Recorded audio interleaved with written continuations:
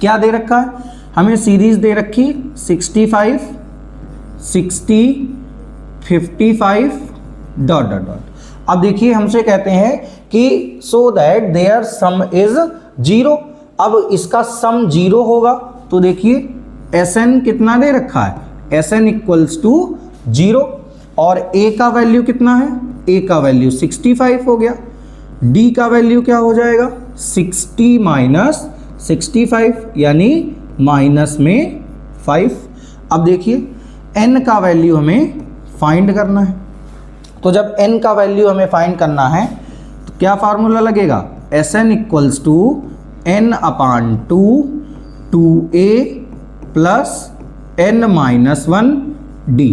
देखिए स्टूडेंट्स, हर क्वेश्चन में मैं आपको फार्मूला लिखने की सलाह देता हूं। जब आप हर क्वेश्चन को लगाते टाइम फार्मूला लिखेंगे तो उससे एक तो बात यह है कि आपको फार्मूला बार बार लिख करके याद हो जाएगा, आपको अलग से फार्मूला याद करने की ज़रूरत नहीं पड़ेगी। और दूसरी चीज़, जब आप फार्मूला लिख करके क्वेश्चन लगाते हैं तो क्वेश्चन के सॉल्यूशन में कोई भी मिस्टेक होने की संभावना बहुत कम हो जाती है।